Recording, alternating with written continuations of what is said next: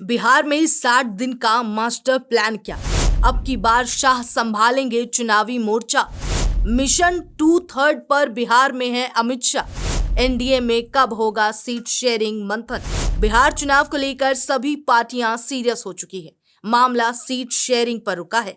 इसी बीच एनडीए की तरफ से एक स्पेशल मिशन शुरू किया जा रहा है।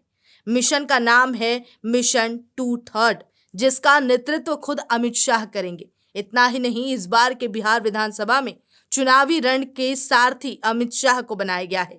उन्हें पार्टी की तरफ से अहम जिम्मेदारी सौंपी गई है।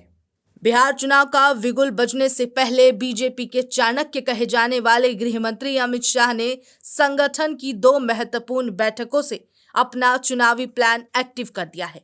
अमित शाह अतेहरी, ऑन सोन और बेगूसराय में बीजेपी के क्षेत्रीय बैठकों में शिरकत करेंगे।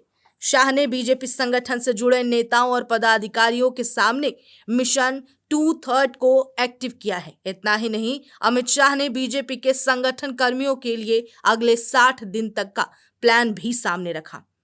गृह मंत्री अमित शाह 17 सितंबर की देर शाम पटना पहुंचे।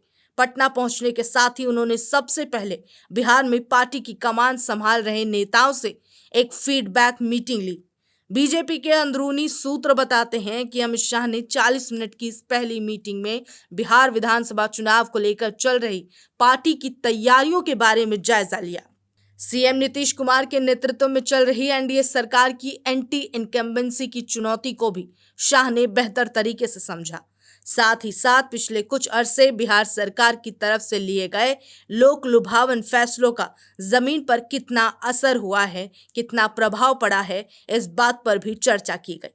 अब माना जा रहा है कि इस पहली फीडबैक मीटिंग के बाद शाह ने डेरी ऑन सोन पहुंचने से पहले ही चुनावी मिशन को लेकर तैयारी कर ली है, कमर कस लिया है। अमित शाह की मुलाकात मुख्यमंत्री नीतीश कुमार से हुई।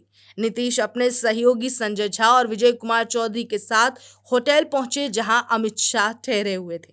दोनों नेताओं के बीच तकरीबन 20 मिनट तक औपचारिक बातचीत हुई। अंदरूनी सूत्रों के मुताबिक इस मुलाकात के दौरान सीट शेयरिंग को लेकर कोई बात नहीं छिड़ी।